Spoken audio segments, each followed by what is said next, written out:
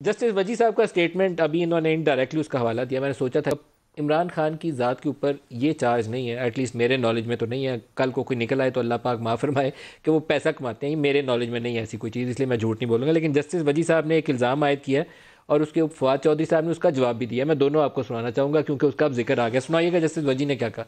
عمران خان کی صورتحال یہ ہے کہ انہوں نے سالہ سال سے کبھی اپنا گھر خود نہیں چلایا.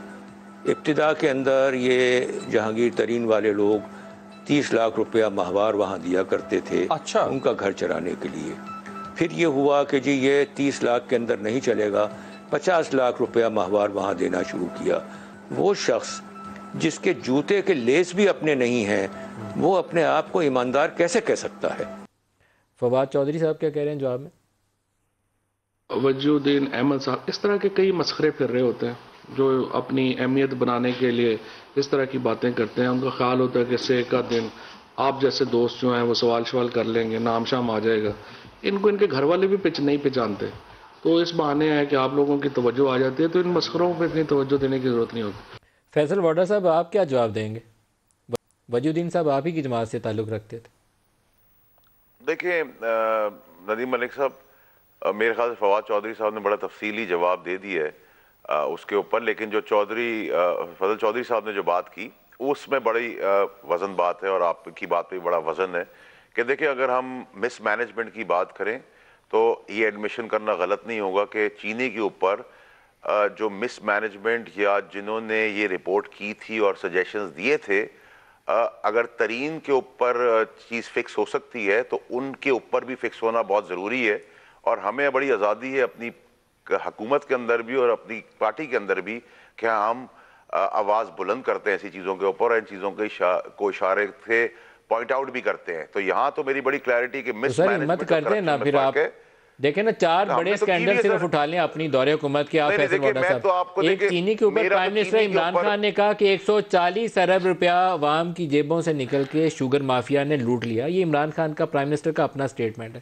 ادویات کے اوپر آپ نے 2 وزیر ہٹائے, کسی کو سزائے موت نہیں دی جو وہ دینا چاہتے تھے کہ چین میں وزیروں کو دی جاتی ہے. پیٹرولیم کی قیمتیں آپ نے 10 ارب کم کی, 200 ارب کی کرپشن ہوئی, مارکیٹ سے پیٹرول غائب ہو گیا. اور آٹا اور گندم کا سکینڈل وہ بھی تقریباً کم و بیش اتنا ہی ہے. یہ 8-10 ارب روپے کی کرپشن ہے, 1000 ارب کے قریب کی کرپشن ہے. آپ کو چاہیے نہیں کہ 4-5-6 وزیروں کو پکڑ کے لوگوں کے سامنے مقام عبرت بناتے. دیکھیں ندیم ملک صاحب, ادویات کی یہاں تک بات ہے, وہ تو جو جس کے اوپر الزام تھا وہ باعزت بری ہو گیا, اور ادویات اس کے بعد بھی بڑھی, اور ڈاکٹر فیصل جو ہیں وہ ایک ایماندار آدمی ہے, تو ہم اس پرسپشن پہ نہیں جا رہے کہ انہوں نے کیا ہوگا. ڈاکٹر فیصل کے اوپر یہ چارج نہیں تھا, ان سے پہلے وزیروں کے اوپر تھا. ٹھیک ہے, جن کے اوپر تھا وہ بھی کلیئر ہو گئے. اور یہ ایک سپیکولیشن ہوتی ہے کہ اگر انٹرنیشنل مارکیٹ میں کوئی چیز فکس ہوئی یا ٹریپ نے کوئی چیز فکس کی تو آپ نے اٹھا کے وزیر کو فکس کر دیا. لیکن جہاں تک آپ چینی کی بات کریں اسپیسیفک, کیونکہ اس کی مجھے بہت زیادہ ڈیٹیل نالج ہے, تو میں آپ کے توسط سے بڑا کلیئرٹی میرے اندر اس کے اندر ہے کہ اس کے اندر مس مینجمنٹ ہوئی, مس ہینڈلنگ ہوئی, مس رپورٹنگ ہوئی.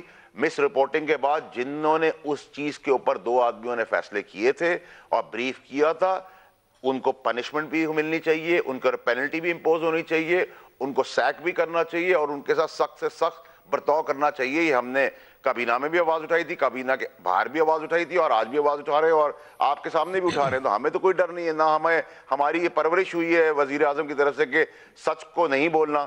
تو اگر وہ چیز غلطی میرے اینڈ پہ بھی ہوگی تو اس کو ایڈمٹ بھی کرنا ہے, اس پہ آواز بھی اٹھانی ہے, اور اس کے ایکشن کے لیے کرنا ہے. بالکل صحیح کہہ رہے ہیں, مس مینجڈ, مس ہینڈلڈ, مس رپورٹڈ ڈیفینیٹلی ہوا ہے چینی کے کیس کے اندر, کیونکہ وہ بار بار چینجز ہوئی, اس کے اندر کابینہ کے اندر بریفنگ کی گئی کہ سرپلس ہو گئی ہے, تو آپ نے ایک آدمی کو فکس کر دیا یا اس میں 2-4 آدمیوں کو آپ نے فکس کر دیا کہ انہوں نے نفع کمایا.